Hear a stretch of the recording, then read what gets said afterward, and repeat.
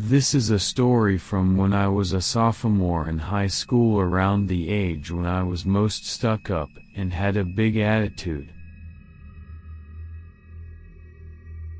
I decided I wanted to drive a motorcycle, so I first got a license. Then, I worked hard at my part-time job and was able to buy the motorcycle that I wanted. I did it. Now, it is so much easier to get to my part-time job. Since that day, I rode around on my motorcycle proudly. One day on my way back from my part-time job, as I was driving my motorcycle as usual, all of a sudden, I felt something heavy on my shoulders.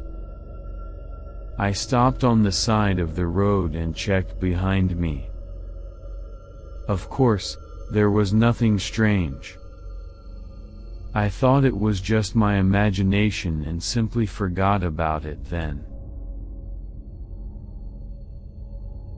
However, every time I passed by that same place, I felt something strange on my shoulders just as before.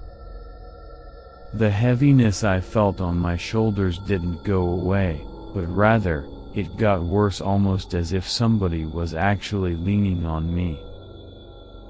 Eventually, I started feeling something lukewarm, like the heat from a person's body. It seemed like I acted like I was concerned about my shoulders, and my coworker ended up asking me, "What's wrong? Do you have stiff shoulders or something?" This lasted about a week. While feeling creepy, I was busy with classes at school and a part-time job and couldn't determine the reason. On that fateful day also, I was driving my motorcycle, thinking, I am getting close to the place. Then, I briefly saw a police car in my rearview mirror. At the next moment, the voice from the microphone echoed. "The motorcycle in front, the motorcycle in front, get to the left side of the road and stop." What? Me? What's going on? I am not speeding, and I sure have my helmet on. The policeman who got out of the police car was busy looking around as he came to me. The policeman said, "You were riding double just now, weren't you?" Riding double is prohibited with this motorcycle. I was surprised at those unexpected words. I was not riding double, I said while pouting. I continued. To begin with, where is the other person? The policeman said even more. There was a man without a helmet on the back.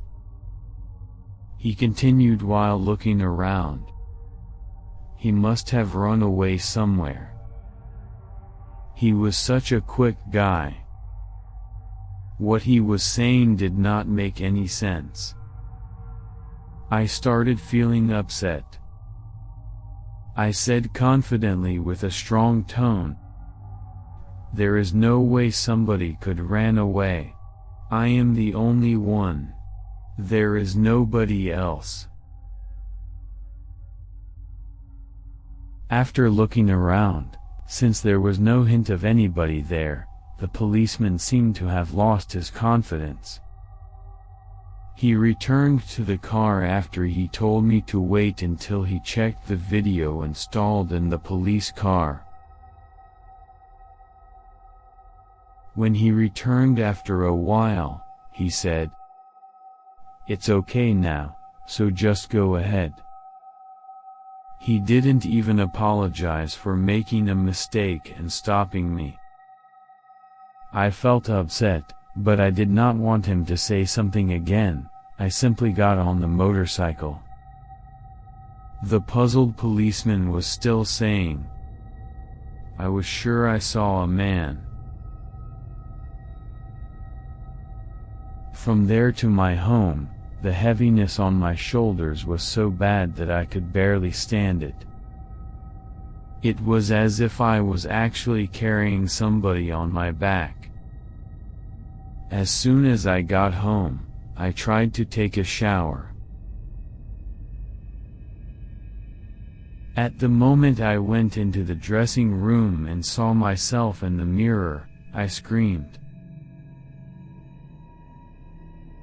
A bloody man with half of his face scraped off and with one arm missing was holding tightly onto my shoulders.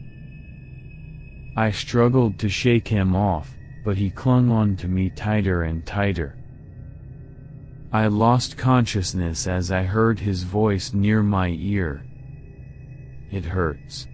I can't breathe. Help me."